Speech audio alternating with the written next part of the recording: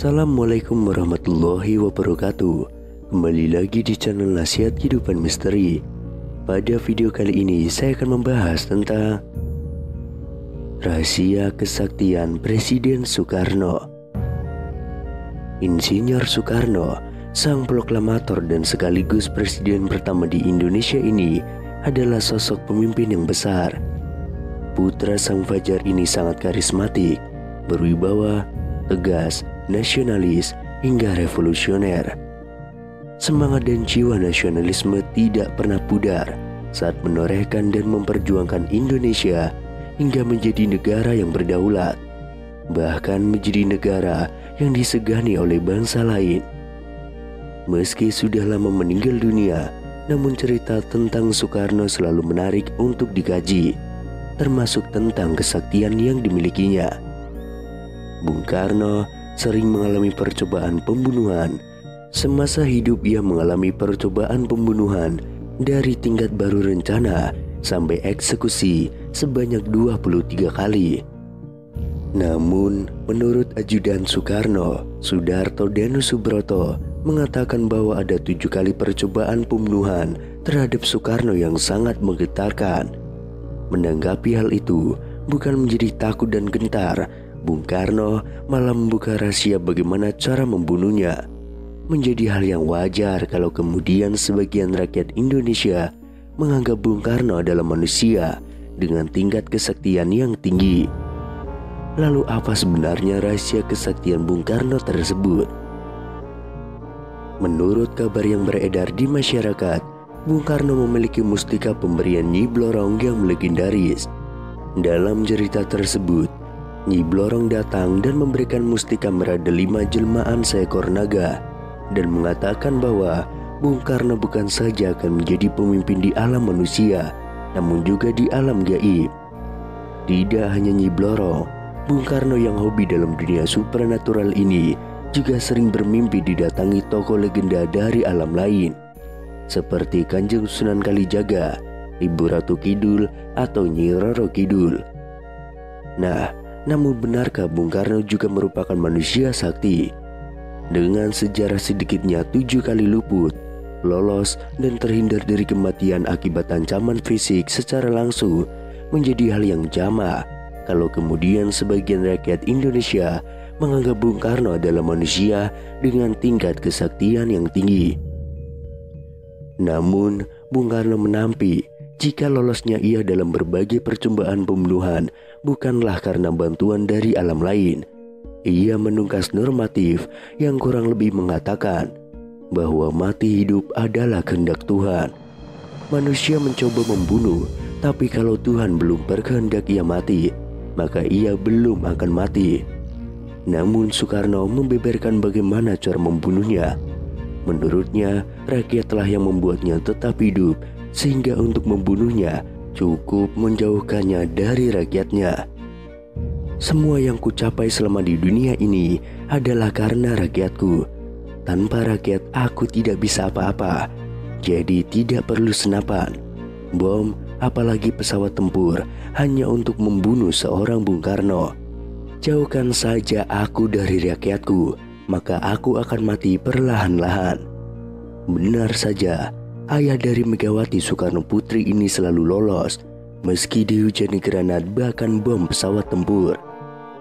Percobaan pembunuhan pernah terjadi pada 30 November tahun 1957. Presiden Soekarno datang ke perguruan Cikini atau Percik, tempat bersekolah putra-putrinya, dalam rangka perayaan ulang tahun ke-15 Percik. Granat tiba-tiba meledak di tengah pesta penyambutan presiden. 9 orang tewas, 100 orang terluka, termasuk pengawal presiden. Soekarno sendiri beserta putra-putrinya selamat. 3 orang ditangkap akibat kejadian tersebut. Mereka perantauan dari Bima yang dituduh sebagai antek teror gerakan DITII. Percobaan pembunuhan kedua terjadi pada 9 Maret tahun 1960. Tepat siang bolong, Istana Presiden dihendakkan oleh ledakan yang berasal dari tembakan kanon 23 mm pesawat MiG-17 yang dipiloti oleh Daniel Maunkar. Monclar adalah letnan angkatan udara yang dipengaruhi Permesta. Kanon yang dijatuhkan Monclar menghantam pilar, dan salah satunya jatuh tidak jauh dari meja kerja Soekarno. Untungnya Soekarno tidak ada di situ. Soekarno tengah memimpin rapat di gedung sebelah Istana Presiden. Kemudian pada April tahun 1960, Perdana Menteri Uni Soviet saat itu, Nikita Khrushchev, mengadakan kunjungan kenegaraan ke Indonesia. Dia menyempatkan diri berkunjung ke Bandung, Yogyakarta, dan Bali. Presiden Soekarno menyertainya dalam perjalanan ke Jawa Barat. Tatkala sampai di jembatan Raja Mandala, ternyata sekelompok anggota DITII melakukan penghadangan. Beruntung pasukan pengawal presiden sigap meloloskan kedua pemimpin dunia tersebut. Kemudian pada 7 Januari tahun 1962, Presiden Soekarno tengah berada di Makassar. Malam itu, ia akan menghadiri acara di gedung olahraga Mato Angin. Ketika itulah saat melewati Jalan Cendrawasih, seseorang melemparkan granat. Granat itu meleset, jatuh mengenai mobil lain. Soekarno selamat. Pelakunya Serma Markus Latuperisa dan Ida Bagur Surya Tenaya divonis hukuman mati. Selain itu, percobaan pembunuhan terjadi pada 14 Mei tahun 1962. Bahrum sangat senang ketika berhasil mendapatkan posisi duduk pada saf depan dalam barisan jamaah sholat Idul Adha di Masjid Baitur Rahim. Begitu melihat Soekarno, dia mencabut pistol yang tersembunyi di balik jasnya. Moncong lalu diarahkan ke tubuh Soekarno, namun apalah daya, jarinya keluh. Dalam sepersekian detik ketika tersadar, arahnya pun melenceng, dan peluru meleset dari tubuh Soekarno menyerempet Ketua DPR Kiai Haji Zainul Arifin.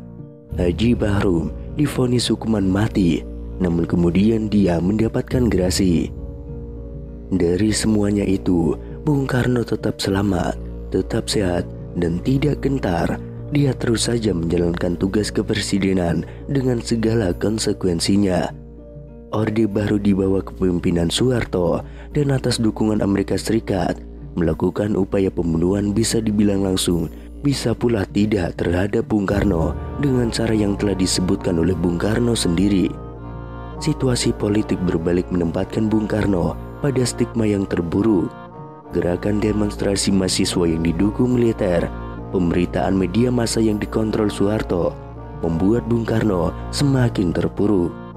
Usai dilengsarkan oleh sidang istimewa MPRS, kemudian diasingkan ke Bogor, kemudian disekap di Wisma Yaso, ia benar-benar menjadi pesakitan.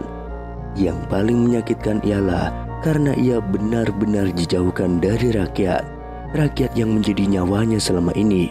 Dengan cara itu pula, persis seperti yang ia utarakan, bahwa Bung Karno tidak bisa hidup tanpa rakyatnya.